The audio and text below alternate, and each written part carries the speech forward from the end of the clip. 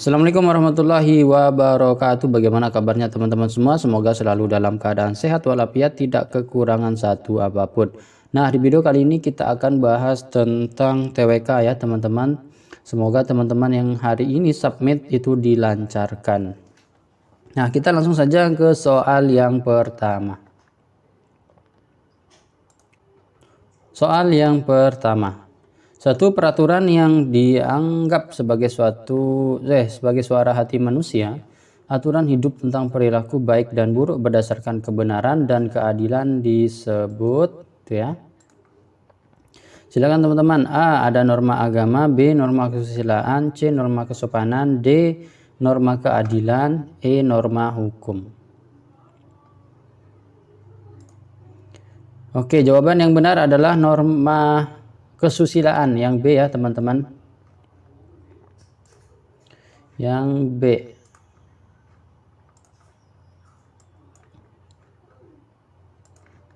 Norma kesusilaan yaitu norma atau peraturan yang dianggap sebagai suara hati manusia, aturan hidup tentang perilaku baik dan buruk berdasarkan kebenaran dan keadilan.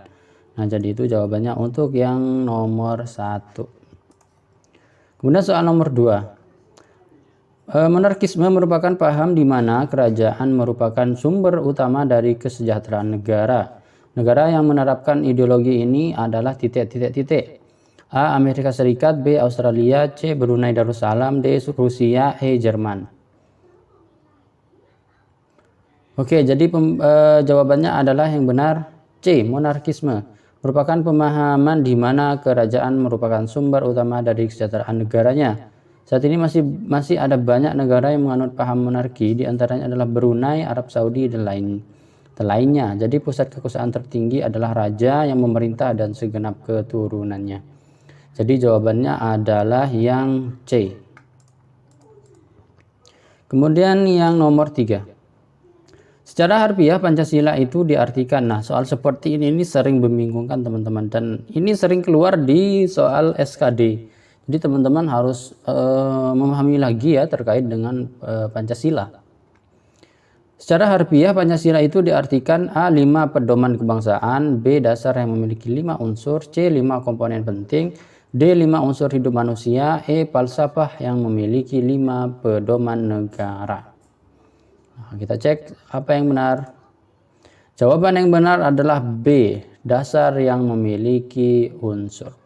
Secara harfiah Pancasila itu diartikan sebagai dasar yang memiliki 5 unsur. Jadi panca ya, dan panca itu 5, sila dasar ya teman-teman. Kemudian selanjutnya nomor 3B, kemudian nomor 4. Judul pidato yang disampaikan oleh Soekarno dalam sidang Dokuritsu Junbi Kosakai Bahasa Indonesia Badan Penyelidik Usaha Persiapan Kemerdekaan pada tanggal 1 Juni 1945 adalah A. Lahirnya bangsa Indonesia, B. Kesaktian Pancasila, C. Lahirnya Pancasila, D. Pedoman hidup manusia, E. Falsafah hidup Pancasila. Nah, ini soal kayak gini ini juga sering keluar ini terkait dengan Dokuritsu Junbi Kosakai ini ya, BPUPK. Jawaban yang benar adalah C. Lahirnya Pancasila adalah judul pidato yang disampaikan oleh Soekarno dalam sidang Dokuritsu Junbi Kosakai. Bahasa Indonesianya ya, Badan Penyelidik Usaha Persiapan Kemerdekaan pada tanggal 1 Juni 1945. Pidato ini pada awalnya disampaikan oleh Soekarno secara aklamasi tanpa judul dan baru mendapat sebutan lahirnya Pancasila oleh mantan Ketua BPUPKI Dr. Rajiman Wedioningrat dalam kata pengantar buku yang berisi pidato yang kemudian dibukukan oleh BPUPKI tersebut. Nah, jadi ingat ya, kalau 1 Juni itu adalah merupakan ini ya, lahirnya Pancasila. Nomor 4 C. Kemudian nomor 5, suka memberi pertolongan kepada orang lain agar dapat berdiri sendiri merupakan nilai yang terkandung dalam Pancasila. Nah, soal seperti ini juga sering kali keluar teman-teman. Coba ditebak mana jawaban yang benar. Oke, jawaban yang benar adalah E ya teman-teman. Suka memberi pertolongan kepada orang lain agar dapat berdiri sendiri merupakan nilai yang terkandung dalam Pancasila sila kelima. Nah, jadi kita tolong menolong Keadilan sosial bagi seluruh rakyat Indonesia. Nomor 5E. Kemudian nomor 6. Tanggal 10 Januari 1950 dibentuk panitia teknis yang ditugaskan Presiden Soekarno untuk merencanakan, merancang, dan merumuskan gambar lambang negara yang dinamakan. Nah, kayak gini juga dulu. Sejarah-sejarah kayak gini nih perlu kita ingat ya teman-teman, nanti takutnya keluar saat ujian SKD. Nomor 6 kita cek pembahasannya. Nomor 6 itu C. Tanggal 10 Januari 1950 dibentuk panitia teknis dengan nama Panitia Lencana Negara di bawah koordinator Menteri Negara Zondervoortfolio Sultan Hamid II yang ditugaskan Presiden Soekarno untuk merencanakan, merancang, dan merumuskan gambar lambang negara. Jadi jawaban yang benar untuk 6 adalah C. Kemudian soal nomor 7. Rancangan Lambang Negara karya Sultan Hamid II akhirnya disetujui oleh Presiden Soekarno pada tanggal 10 Februari 1950 dan diresmikan pemakaiannya dalam, nah kayak gini nih juga nih. A. Sidang PBB, B. Konferensi Asia Afrika, C. Sidang Kabinet RIS, D. Keraton Kadiriah Pontianak, E. Konferensi Meja Bundar. Nah, silakan teman-teman. Jawaban yang benar adalah C ya. Rancangan Lambang Negara Sultan Hamid II akhirnya disetujui oleh Presiden pada tanggal 10 Februari 1950 dan diresmikan pemakaiannya dalam sidang Kabinet RIS pada tanggal 11 Februari 1950. Nomor 7C. Nomor 8. Dalam penjelasan Undang-Undang 1945 dinyatakan bahwa negara Indonesia berdasarkan atas hukum atau Rechtsstaat, tidak berdasarkan atas kekuasaan belaka atau Machtstaat.